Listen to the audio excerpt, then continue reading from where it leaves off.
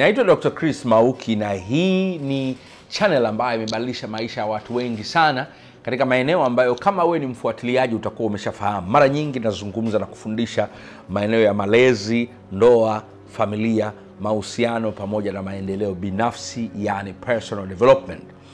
Naomba nikushauri kama wewe ni mara ya kwanza ubonyeze kitufe kilichoandikwa subscribe na kile kilichoandikwa kikengele. Ukishakibonyeza vile basi utaweza kupata notification anytime wakati tuna upload video mpya na itakayoweza kubadilisha maisha yako. Lakini kama wewe tayari, basi mwambie rafiki yako, mkaribishe ili aweze kushiriki na aweze kuwa mwana familia katika familia hii bora ya YouTube ya Dr. Chris Mauki ambayo inakuwa kwa kasi sana.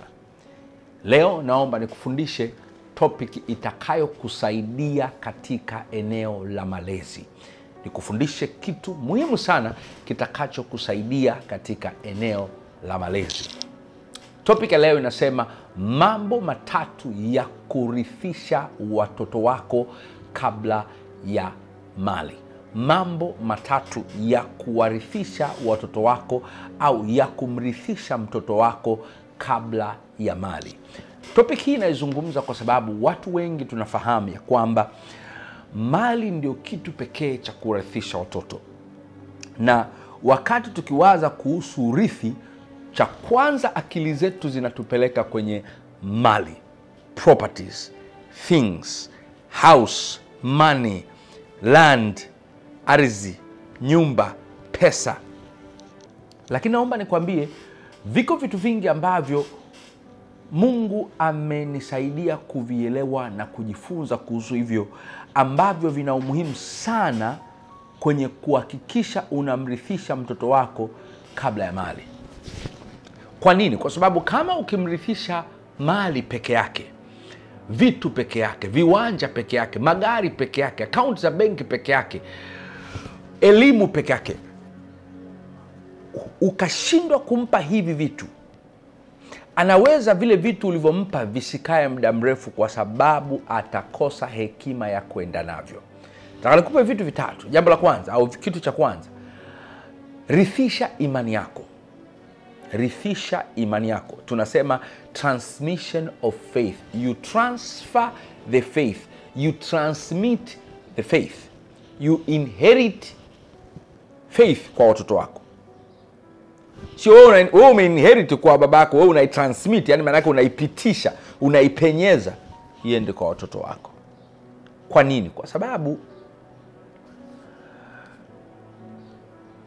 kuna sehemu fulani kwenye maandiko wanasema imani ulioipokea kwa mama yako, baba yako. Usije ukashindwa ukawapa watoto wako ardhi, vitu, manyumba na mali, ukashindwa kuwapa imani unayoiamini. Wewe ni Muislamu, wewe ni Mkristo, unamjua Mungu, unampenda Mungu. Imani yako iwe kati ya vitu ambavyo kama mzazi unatamani kuwarithisha watoto wako. Ukawapa vitu na mali na pesa nyingi, wakashindwa kuijua imani yako, wakashindwa kuipokea imani kutoka kwako, waliojifunza kwa kuona kwa macho namna ambavyo imani hiyo imetenda kazi katika maisha ya baba yangu, ya mama yangu, hivyo vitu ulivyowabakishia, naomba nikwambie, vitawaua, vitawapeleka kaburini na vitawapeleka jehanamu. Warithishe watoto wako kile unachokiamini. Warithishe watoto wako maisha ulioishi ya kiimani. Warithishe watoto wako kumpenda Mungu na kumtegemea Mungu kama ambavyo wewe ulikuwa. Sasa kumbuka, huwezi kuwarithisha usicho nacho. Kwa hiyo kama una imani, hujampenda Mungu kibinafsi, ni ngumu sana kuwarithisha. Utabaki kuwarithisha vitu na mtazamo wa mali na pesa na nyumba na ardhi. Cha kwanza, imani yako. Jambo la pili au kitu cha pili cha kuwarithisha watoto wako, rithisha maarifa yako. Transmission of knowledge. Rithisha maarifa yako. Wewe baba, wewe mama, unaelewa nini? We baba, we mama, unajua vitu gani? We baba, we mama, umejifunza nini katika maisha? Umejifunza nini katika mambo ya biashara? Umejifunza nini katika mambo ya kazi? Umejifunza nini katika mambo ya uwekezaji? Umejifunza nini katika mambo ya kukua? Umejifunza nini katika mambo ya kufanya vitu gani ili uweze kupanda vyeo? Umejifunza nini kwenye utumishi wako serikalini? Umejifunza nini kwenye utumishi wako kwenye biashara na ujasiriamali? Maarifa ulionayo ambayo unaona ndiyo amekukomboa kuwa pale ulipo, warithishe watoto wako. Warithishe kwa kuwaambia maneno yako kwao kuhusu maarifa na ulichojifunza, lakini warithishe kwa wao kuona. Ndio maana na encourage wazazi, peleka watoto wako ofisini kwako mara nyingine wakiwa likizo. Peleka watoto wako kwenye biashara yako kama wanafanya Wahindi na Waarabu. Peleka watoto wako kwenye eneo lako la kazi, kwenye jenge lako, kwenye duka lako. Ruhusu mtoto wako akae pale aone. Watoto wanajifunza kwa 70% kwa kuona. Ajifunze maarifa kutoka kwako kwa vile vitu ambavyo anaona unavyovifanya. Transfer maarifa yako kwao. Vitu ulivyofanya vikakutoa, vitu ulivyovisimamia, maarifa na ulivyokuwa misimamo yako ya kimaisha, waruhusu watoto wako wajifunze. Na jambo la tatu na la mwisho, rithisha jina jema. Transmission of a good name. Rithisha jina jema.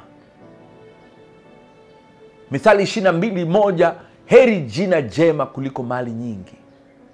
Maana yake ni bora kurithisha mtoto wako jina zuri kuliko kumrithisha mali nyingi, kwa sababu lile jina jema lina manufaa, lina heri kuliko mali nyingi. Mali nyingi zinapotea. Kuna watu leo wako kwenye siasa kwa sababu ya baba zao.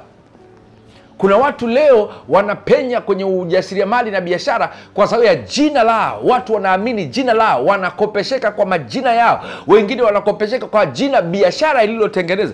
Ndio maana kuna kitu kinaitwa branding. Tuna brandi ili kutengeneza jina fulani la biashara yako. Kuna watu wana biashara, wana majina, wana heshima mbaya, lakini biashara zao zinakuwa reputable, zinaeleweka.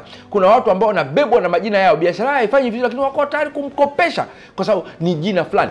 Nenda kwenye siasa, kuna majina ambayo ni ngumu kuyatoa kwenye siasa za Tanzania kwa sababu yamekuzwa, yamejengewa mihilimili na wale watu waliokuwa na yale majina. Jina jema ni jina zuri. Rithisha watoto wako jina jema. Ruhusu siku moja watoto wako waweze kupata neema ya mpenyo ya kukubaliwa, kwa sababu akisema jina lake Mauki, jina lake fulani, jina lake, majina mazuri, majina. Na jina likiharibika, ndugu yangu, kila kitu kinaharibika kwenye maisha yako. Rithisha jina jema kwa watoto wako. Sasa naomba nikupe code. Jina jema linatokana na maisha mema. Watoto wako watarithi jina jema kutokana na maisha baba yao au mama yao aliyokuwa anaishi. Rithisha vitu vitatu. The transmission of faith, rithisha imani yako kwao. The transmission of knowledge, rithisha maarifa mazuri kwao. The transmission of good name, rithisha jina lililo jema. Mpaka wakati mwingine, naitwa Dr. Chris Mauki.